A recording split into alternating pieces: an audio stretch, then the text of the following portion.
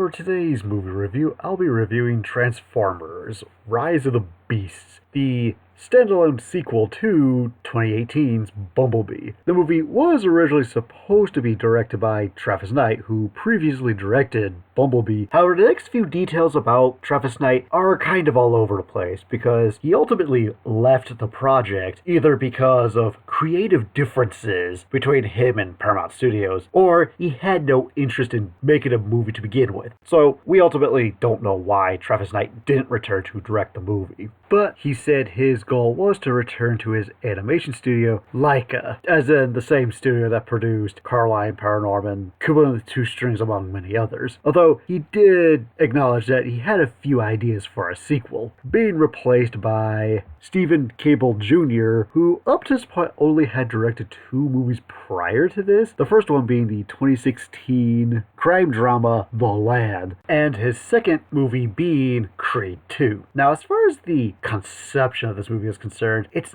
not what I thought it was gonna be, because I remember back when Transformers The Last Night was still being advertised, I remember hearing rumors going around that Paramount was pitching 3 different Transformer movies, the first being a standalone movie about Bumblebee, which we did get in 2018. The second movie being an animated movie that would serve as a prequel to really the entire Transformer franchise that would detail how the Autobot Decepticon Civil War started, which at the time of review we will be getting in the form of a brand new animated Transformers movie called Transformers 1. And then, of course, the third movie being a Transformer movie that would incorporate elements from Beast Wars. And this got me both really excited and concerned at the same time, because my introduction to the entire Transformers franchise was through the Beast Wars television series that premiered in the 90s. And this made me really curious about the movie, because was it going to be a standalone movie just about the Beast Wars, or was it going to be a Transformers movie that included elements from the Beast Wars? At the time, we didn't know. Fast forward to the announcement of this movie, and all was revealed that it was announced that this would not only take place after 2018's Bumblebee, but it was also revealed that this would be the first installment of a new Transformers trilogy that would incorporate elements from Beast Wars. During production, originally John Cena and Haley Steinfeld were expressed in reprising their roles from Bumblebee, but weren't included for whatever reason. And also, apparently the film's tone and action were heavily inspired by Terminator 2 Judgment Day, which, I'm not gonna lie, having a Transformers movie take influence from Terminator 2 Judgment Day to me sounded like a really odd choice at the time. And as the movie underwent production, there was a key piece of information that did concern me about the movie. That being, Paramount Studios stated that this movie would have more bayham to it, because they were afraid the movie wasn't going to be as successful, considering that Bumblebee, although it was a success at the box office, it wasn't the juggernaut that they wanted it to be. Even though I do recall the Bumblebee movie having just the right amount of bayham in it. And while on that subject, here's my reasons in terms of why I think Bumblebee wasn't quite the box office juggernaut that Paramount wanted it to be. Reason number 1, between 2007 up to 2017, you had 5 Transformer movies directed by Michael Bay, who didn't care about the Transformers brand, as the movies were more about the American military than the Transformers themselves. And I think people were just sick of these movies altogether. Reason number 2, nobody asked for a Bumblebee spin-off. Reason number 3, Bumblebee had competition with Aquaman, which, financially speaking, was a juggernaut at the box office. And those are the reasons why I think Bumblebee, despite being a success at the box office, wasn't quite the juggernaut that Paramount wanted it to be, which is why I think Paramount Studios wants to add more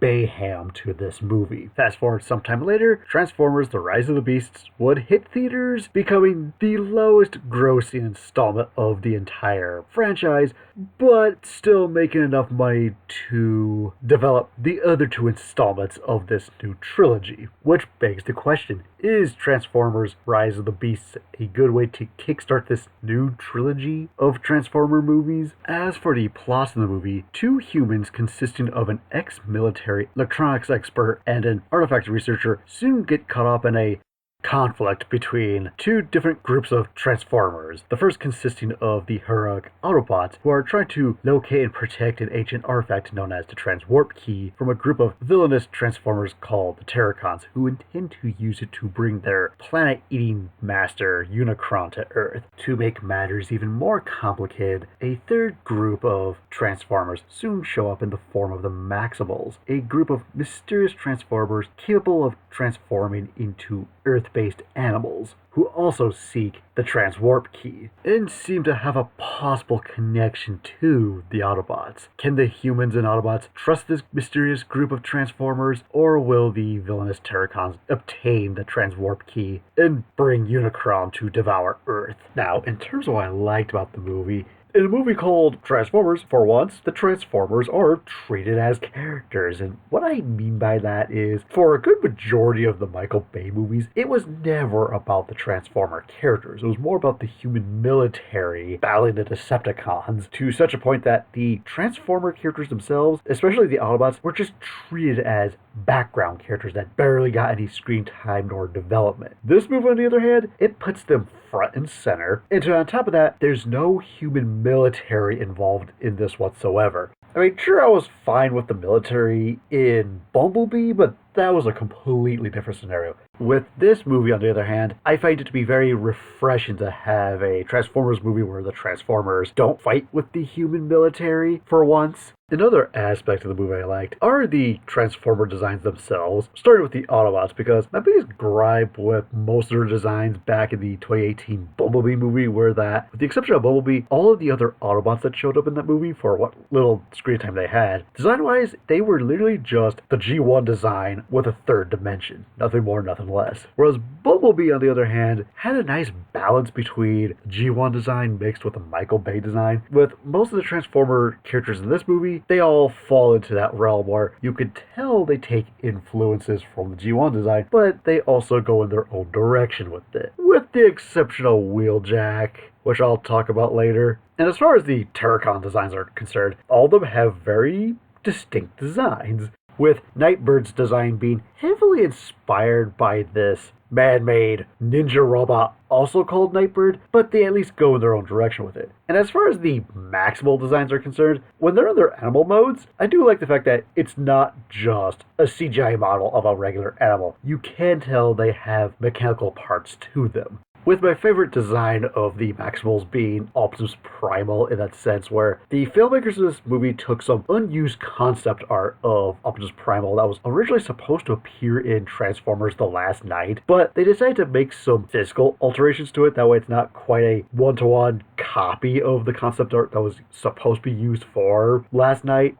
Another aspect of the movie I liked is the setting, in that sense where it's set during the mid-90s, which I think is a nice throwback to the Beast Wars aspect of the Transformers franchise, given that Beast Wars came out during the 90s. Another aspect of the movie I liked is that Unicron is in the movie depicted as he was in the G1 movie. Sure, we don't see him transform into his robot mode, but it's definitely a step above the way he was depicted in Transformers The Last Knight. Yeah, for those of you who don't know, Unicron actually does appear in Transformers The Last Knight, but they go the whole Transformers Prime route where it turns out the entire Earth itself is Unicron, and he was slowly waking up during the events of that movie. Now, here's the thing. Having Unicron be planet Earth itself works really well for Transformers Prime within the context of that universe, and it also does showcase how mankind is connected to Unicron, in that sense where they do establish that mankind has a tendency to destroy things, much like Unicron did. But in the live-action Michael Bay movie, it makes no sense. So thankfully for this movie, although he doesn't have much screen time, it was nice to see him depicted in a proper manner. And as far as his voice is concerned, let's be honest, trying to find an actor to play Unicron in the footsteps of Orson Welles is not an easy task, because with the way Orson Welles played Unicron in the original G1 movie, it's very iconic and terrifying because Orson's take on the character sounded like an ancient sort of Lovecraftian god that makes your blood run cold. With the voice actor that plays Unicron in this movie, who turns out to be Coleman Domingo, if I'm pronouncing that correctly, which I'm probably not. But anywho, Coleman's vocalization of the character, I actually think it was really good for this iteration because Unicron sounds like this evil trickster that prefers to convince you to join him, but there's a catch attached to it. Not only that, but I do like the sense of anger he has anytime Scourge fails him at points, which is a nice callback to him torturing Galvatron in the original movie. Not only that, but I also felt that Unicron within this movie had just the right amount of screen time, which amounts to a total of 3 minutes. And for every minute he shows up on screen, the filmmakers make the most of it, without showing their hand too early, in a figurative sense. Another aspect of the movie I liked is the cinematography. I thought everything was shot very well, especially during the bits where the main cast of characters are predominantly in Peru.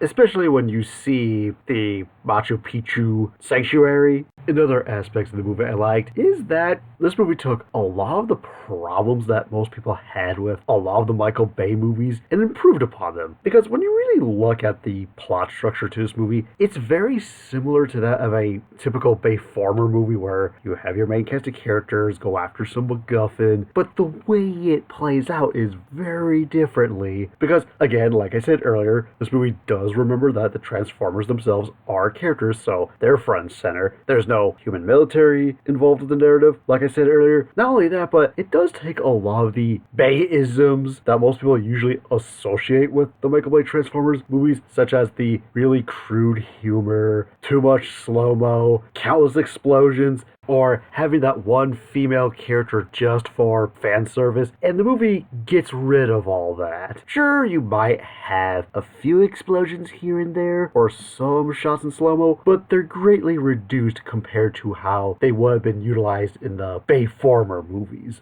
Not only that, but I thought the movie was very well paced from start to finish, in that sense where when the movie starts, it just goes without making any breakpoints, and there are no scenes where you can experience jumps from the main story like it was in the Bay Farmer movies. Because depending on what Michael Bay Farmer movie you were watching, sometimes it would focus on the main plot, but then other times it would just focus on like different groups of characters that may or may not have anything to do with the narrative. This here is just focused on the main cast of characters going from point A to point B, and that's all this movie needed to be. And I'll just say this much, Paramount Studios has my respect for not just these last 2 installments of the Transformers franchise, but also the Sonic movie as well, in that sense where they clearly listened to the biggest complaints moviegoers had about either the movies or the way certain characters looked, listened to the fans, and made improvements based on that reaction. Because it does seem like Paramount is trying to course correct the Transformer franchise after Michael Bay's run with it. Another aspect of the movie I want to talk about has to do with Mirage, because before this movie ever came out, I remember watching the Super Bowl teaser for this movie, which predominantly showed off Mirage, and it was one of those things where I was initially worried at first because I thought Mirage was going to be the annoying comic relief character that some of the other Michael Bay movies had, but around the time of the movie's release, a lot of people were giving Mirage's character a lot of high praise, saying he's actually one of the best parts of the movie. And after watching the movie myself, yeah, I do agree with this consensus. I actually do think Mirage is definitely the heart and soul of this movie, because on top of actually having some funny lines of dialogue, the filmmakers know when to pull him back and have him be more serious at certain points, so they really knew how to balance out this character. And on top of that, this incarnation of Mirage is more accurate to his namesake as opposed to Dino from Transformers Dark of the Moon. Yeah, a lot of people forget that Dino in Transformers Dark of the Moon was supposed to be Mirage, or outside the movie is Mirage. But you wouldn't have known that because A, they don't call him Mirage, they call him Dino. Although he's called Mirage outside of that movie. B, does not look like his G1 counterpart. And C, does not use his trademark ability of blending in with his surroundings or create illusions. Unless if it was the video game. But as far as that version of the character is concerned, it might as well have been its own character. Whereas this incarnation of the character is a huge improvement because A, he's actually called Mirage. B, he at least resembles his G1 counterpart, even if it isn't one-to-one. And he actually does use his trademark ability to create illusions, which I thought were done very well. Another aspect of the movie I liked is Optimus Prime's character arc in this movie because at the beginning of the movie, he starts out as a complete jerk, which is something that I heard a lot of people didn't like at first, but for me, it's actually kind of nice and refreshing because we really haven't seen or don't see this side of Optimus Prime often, and it does give him a place to start his character development because by the time the movie ends, he actually does go through an arc and becomes the Optimus Prime we all know and love. Even when he's angry in this movie, it's still an aspect of the character we don't see often. Although, thankfully, it's nowhere near as psychopathic as he was in Transformers Age of Extinction and Transformers The Last Knight. Because within the context of the movie, there are reasons as to why we see Optimus Prime being in such an angry mood. Because he either blames himself for getting him and the other Autobots stranded on Earth for several years, or he's angry at Scourge for killing Bumblebee. So him being angry at points throughout the movie does make a lot more sense. Sure, him being kind of skeptical of the humans is something I'll talk about later, but I do like the arc Optimus goes through in this movie. Not only that, but I think out of any live action incarnation of Optimus Prime, I think this one has the best looking face, in my opinion, because the filmmakers modeled Optimus Prime's face after Peter Cullen because he's been the voice of Optimus Prime for so many decades. I thought that was a nice touch to the character's overall design. Another aspect I liked about Optimus Prime in this movie is his dynamic with Scourge. Because to me, it's very similar to Batman and Joker's relationship in The Dark Knight, where you got Batman who won't kill the Joker out of some self-righteous ideology, while the Joker won't kill Batman because he's just too much fun. That's kind of how I view the dynamic between Optimus and Scourge in this movie, where on the one hand, yes, they do want to kill each other, but the reasons behind it are very different, where Optimus really wants to kill Scourge out of revenge for killing Bumblebee earlier in the movie, whereas Scourge wants to kill Optimus because he's really enjoying the hunt. And another aspect of the movie I liked are that the human characters in this are actively a part of the action. They don't just sit on the sidelines and let the Transformers duke it out. No, they also take part in the action as well, especially during the climax, where they actually play a very big part during the final battle. Especially the part where Mirage transforms into a powered exosuit for Noah to use during his fight with Scourge, which is something that's never been done before in any of the other Transformer movies. And on top of that, I actually like the design of the suit itself, where, yeah, you could still tell it's Mirage, but at the same time, to me, it actually looked like a much better Power Ranger armor than the Power Ranger designs from the 2017 Power Rangers movie. Now, as for aspects I have mixed feelings on, let's start with the Terrorcons. Because on the one hand, I do like the fact that here's a group of evil Transformers that aren't Decepticons, which I find to be very refreshing because, with the exception of Transformers Age of Extinction, as far as the movies are concerned, the Decepticons have been the main central villains of every single live-action Transformers movie. So, having a different group of evil Transformers be the main villains of the movie that aren't Decepticons, I do find to be very refreshing. And as far as their designs are concerned, I actually think they have very memorable designs that are very distinct from each other, and I could tell which was which. And their choice of vehicle modes are also refreshing because most evil Transformers usually transform into some kind of military vehicle or something that's capable of flight. Yet, here's a group of villainous Transformers that transform into mainly civilian vehicles ranging from 2 trucks and a Nissan Skyline? Sure, of those 3 vehicles, Scourge's truck mode looks like something from a Mad Max movie, but again, they don't transform into something that's a military vehicle, which I do find to be refreshing. However, I do have a few problems with them. First off,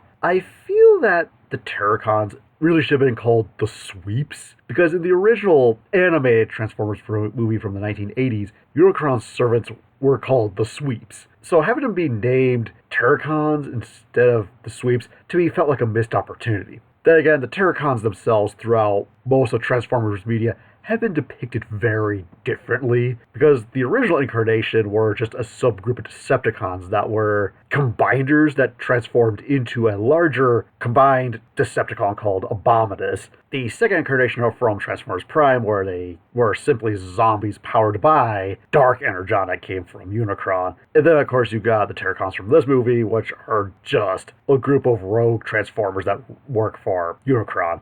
My second problem with them are that, with the exception of Scourge, I feel that Battletrap and Nightbird aren't really given enough material to work with, because one of the best aspects of Bumblebee was that we got introduced to Decepticons Shatter and Dropkick. And between those two villains, we not only got to know their personalities, but we also got a sense of the relationship they have with each other. The Terracons in this, again, like I said, with the exception of Scourge, really don't get to know anything about Battletrap or Nightbird, because they lack very little screen time in the grand scheme of things. And I think the movie would have been a lot better if they gave the Terracons more screen time, because no matter if it's giving scenes of them just interacting with each other or giving them more fight scenes with the Autobots and Maximals, because as it is, Battletrap, while he does have some good moments, I think he could have been used a little better. Nightbird, on the other hand, doesn't have that many moments. Seriously, I think the only thing she really does in the movie is drops a grenade on Noah and the other person, Elena, during the museum fight, and then gets killed by a combination of both Bumblebee and Scourge during the film's climax. And from what I could understand, apparently she was supposed to have a fight scene involving her battling RC, Wheeljack, and Cheetor during the climax, but for whatever reason, that was cut out.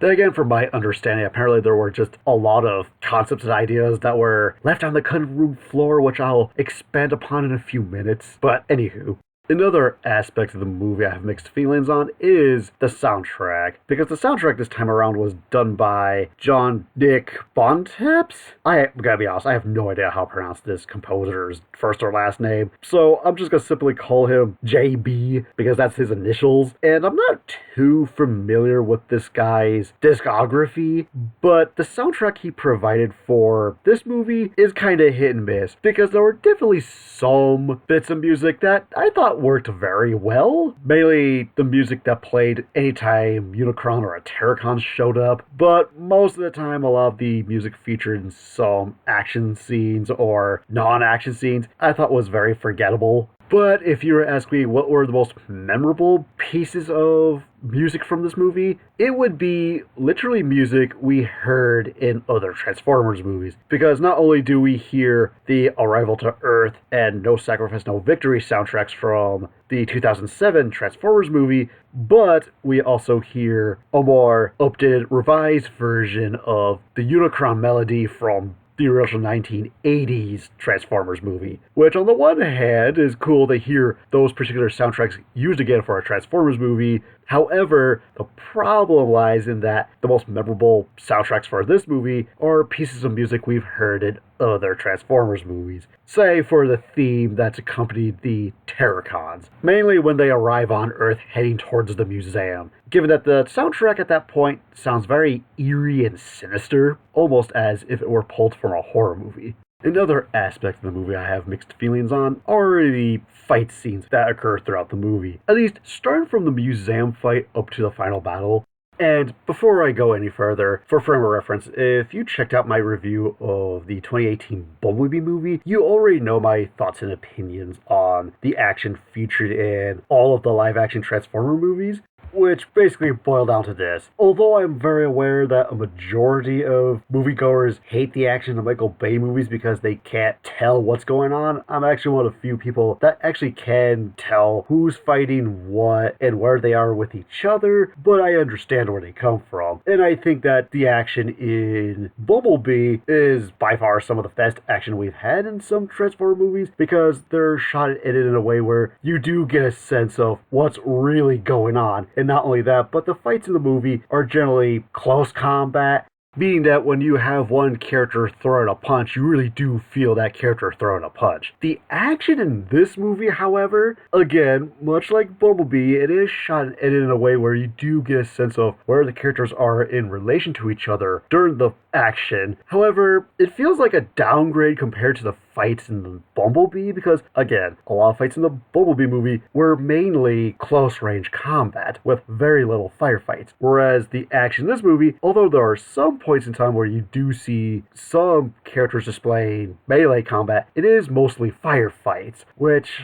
I'm not the biggest fan of. Because I always found firefighting to be very boring because you don't really feel the impact of the hits when you do have a character firing a gun or a laser cannon at someone. But I do put the action featured in this movie a step above the action featured in the Michael Bay movies because despite most of the action having a lot of firefights, they at least do remember to incorporate a lot more melee combat, with, in my opinion, the best fight in this entire movie being the fight that occurs at the museum. In that sense where it does have an interesting geographical location. There's not too many characters to keep track of in terms of who's fighting what. It does have some pretty good moments that occur during the fight, and it has the right combination of both melee and firefights, as opposed to the climax of the movie, which I'll talk about later. Another aspect of the movie I have mixed feelings on is the voice acting itself for the Transformers, because it really comes down to who's voicing what Transformer, because I feel like the actors playing Mirage, Optimus Primal, Air Razor, Unicron, and Stratosphere, I thought all gave good performances as their respective characters. Granted, for two of those characters, I'm not too surprised, given that you have Ron Perlman voicing Optimus Primal and John DiMaggio voicing Stratosphere. They're very well versed in voice acting and give the right performance for what is needed of their characters. But then you got voice acting for some of the other characters. Optimus Prime seems really odd to me because he's voiced by Peter Cullen, who's, again, like I mentioned earlier, he's been voicing this character for decades, but his vocal performance in this movie sounded really off in that sense where it sounds like he was tired when recording certain lines, which could have been the intent given that this version of Optimus was being a jerk. So maybe that was the intent. It just sounded like he was tired when voicing the lines. But then you got Peter Dinklage, who does the voice of Scourge. And even though I love the lines of dialogue he delivers, the delivery is very lacking. It doesn't have enough oomph to them. And then you have the voice actress who plays RC, and I'm gonna be honest, I was not a fan of her vocalization because she's played by Lizzie Koshy, who has some kind of YouTube channel that runs a lot of random content from miscellaneous cooking to some skits here and there. And she has had an acting career, but not in voice acting. And I just did not think she gave the best vocalization for RC. Personally, I think that Gray Griffith should have reprised her role as RC, given that she has played RC in both the 2009 Transformers Revenge of the Fallen movie along with the 2018 Bumblebee movie. Now, in terms of what I dislike about the movie, the first problem I have is more of a nitpick, that being the CGI animation used for the transformation scenes themselves. Because on the one hand, I don't think it's bad at all. It is just a case of when you compare the transformation scenes from this movie to the original 2007 Michael Bay Transformers movie, they're not as visually impressive as the transformation scenes seen from the 2007 movie. And keep in mind, that movie movie came out more than a decade ago, and the transformation scenes in that movie still look really impressive by today's standards.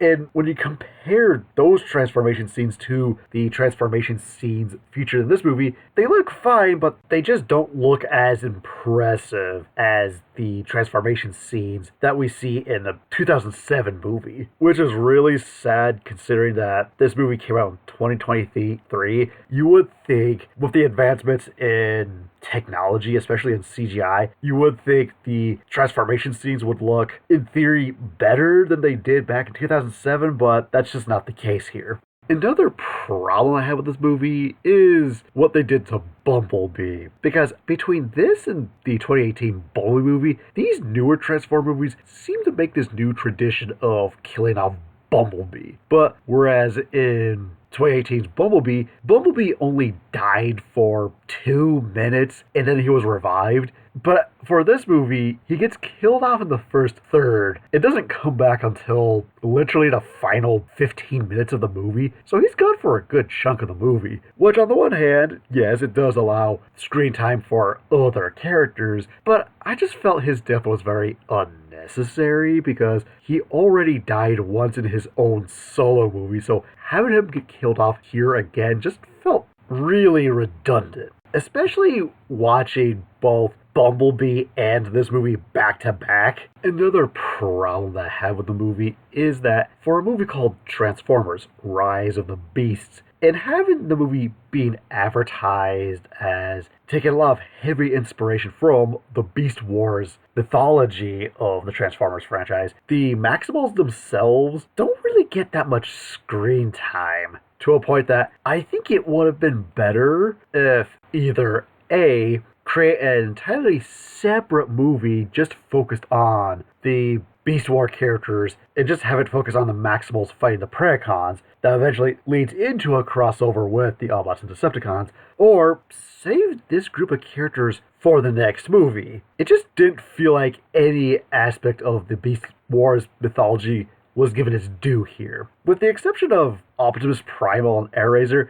the other two Maximals that show up in this, be Cheetor and Rhinox, were done dirty in this because of their limited amount of screen time. Because when they do show up, you don't really get a sense of who they are as a character, and you don't really get a good look at their robot modes when you do see them transform. Because Cheetor, if I had to describe him, personality-wise, he's a lot like Mirage, but his role on the Maximals team is the same as Bumblebee's. Rhinox, on the other hand, on top of being the muscle, he's also the brains of the operation, comparable to Wheeljack. And between these two characters, they add so little to this movie that you probably could have removed them altogether. I don't think anything would have been affected. And don't even get me started on the Predacons, because that's a whole nother can of worms in and of itself. Because they are basically the Decepticons to the Maximals Autobots. So it just felt really weird to include the Maximals, but not include the Predacons. I mean, sure, Scorponok shows up,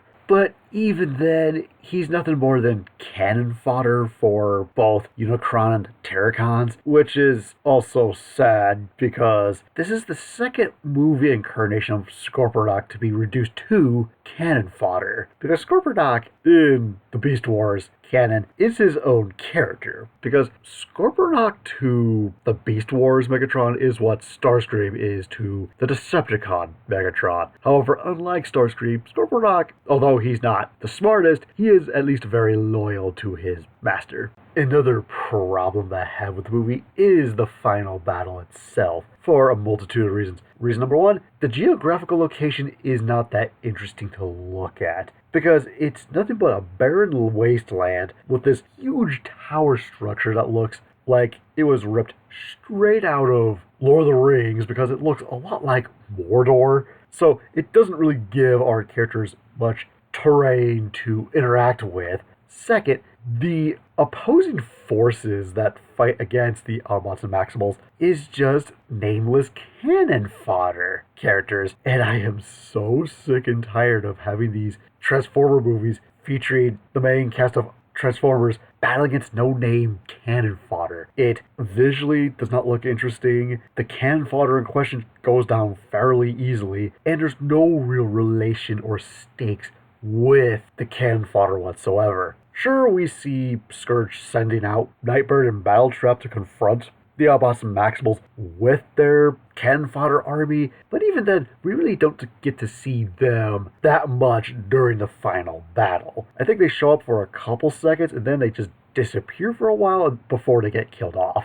Now, what I would have done is, first off, have it set in a different geographical location that's maybe somewhere between a rainforest and a human city of sorts. That way you could have had more interesting locations for our characters to interact with. Second, instead of having the Autobots and Maximals fight an army of cannon fodder Terracons, I feel like they could have included either A, maybe have it be that the Terracon army consists of Terracons that are more in line with the Terracons that were featured in Transformers Prime, where they're depicted as zombies, and maybe these zombies in question happen to be Transformers that Scourge has killed, and they're all brought back to life as zombies to fight against the Autobots and Maximals. Or maybe at some point we see Unicron send down a gigantic Terracon called Abominus to fight against the Autobot and Maximals alongside Scourge, Battletrap, and Nightbird. Just something that isn't a army of cannon fodder is all I'm asking for. Another problem I have with the movie is Optimus Prime's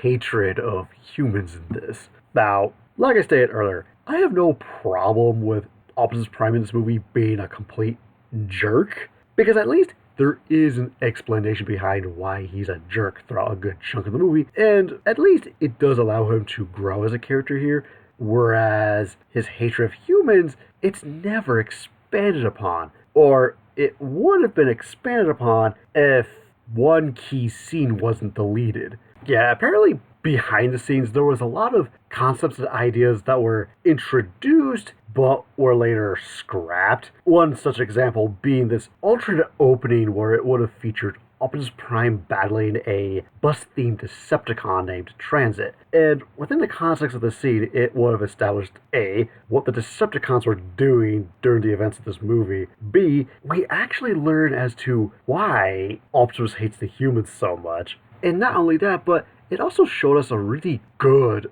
moment with Optimus Prime, because after he kills Transit, he has this look of regret on his face. Because throughout the fight, Optimus was trying to be merciful towards Transit, because he learned that Transit had arrived on a spaceship to get off planet, and you could really see Optimus's desperation coming through his fight with Transit, and upon learning that Transit had destroyed his own ship to purposely maroon Optimus in case he failed, Optimus just kills him right then and there, mainly due to an impulse of anger, but you could tell that Optimus had this look of regret of being marooned there to begin with. Not only that, but this would have been a great follow-up scene to the opening tidbit with the Maximals escaping Scourge and Unicron, because it not only set up the backstories to both the Maximals and Autobots, but it would have given a lot more context to the Autobots side of things, because it not only establishes how long they've been on Earth,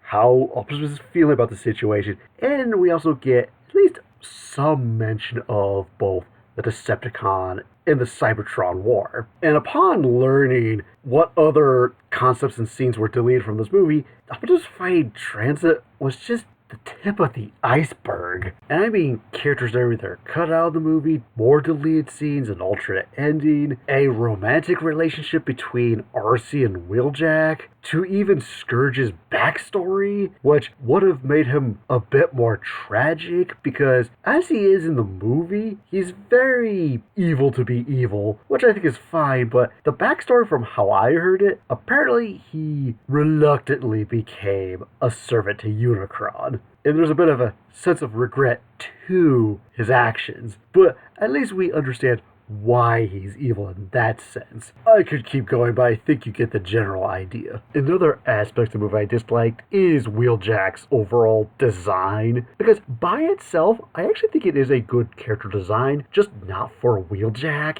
which seems to be a reoccurring theme with these live-action Transformer movies. Because even though Wheeljack has never been my favorite Autobot, he has a very particular design, which was seen in the 2018 Bumblebee movie, yet his appearance in this and Transformers Dark of the Moon look nothing like the G1 counterpart, because in Dark of the Moon, he just looked like Albert Einstein as a robot. Yet in this movie, apparently the filmmakers based his look off Bryan Cranston's character from Breaking Bad, which I thought was a really odd choice. And what really bugs me about the design he has in this movie is that this movie takes place years after Bumblebee, where he had a G1 accurate design there, yet a completely different design here.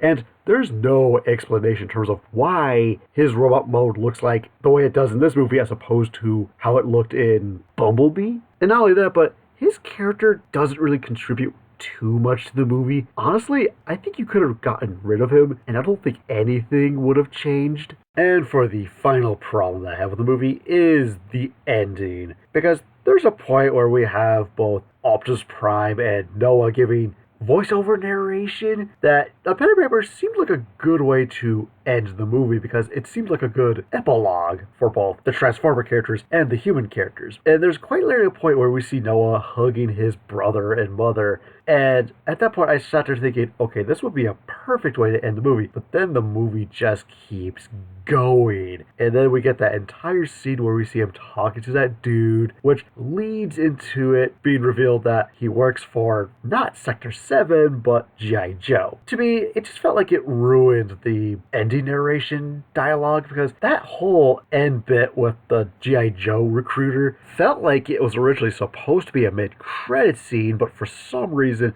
it was just lumped into the end of the movie, and it just left a really bad taste in my mouth. So for my final verdict of Transformers: Rise of the Beasts, this movie goes to show that the 2018 Bumblebee spinoff was not a complete fluke, and that you can make a good Transformers movie, as the movie itself takes a lot of the problems that people have with the Michael Bay Transformer movies and improves upon them, even if the narrative itself is a little too familiar. But the trade-off is, it does remember that the Transformers themselves are flesh and blood characters that do have their own distinct personalities, figuratively speaking. I also really liked the dynamic between Optimus Prime and Scourge that we see throughout the movie. The movie also has good cinematography, and like most people stated, Mirage himself is the highlight of the movie. As far as some of the other facets of the movie are concerned, while the fights themselves are a lot easier to follow, the actual fight choreography I think could have been a lot better. And although I did enjoy the character of Scourge,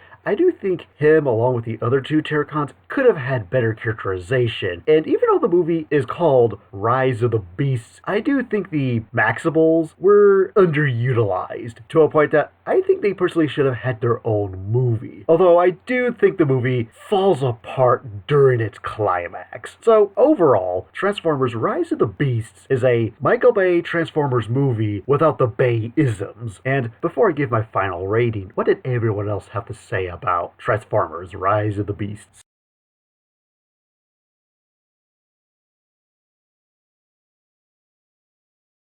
So it looks like the movie got average to mixed reception. And so for my final rating of Transformers: Rise of the Beasts, I give it a 3.5 out of 5. So who's your favorite Transformer character? And see you later.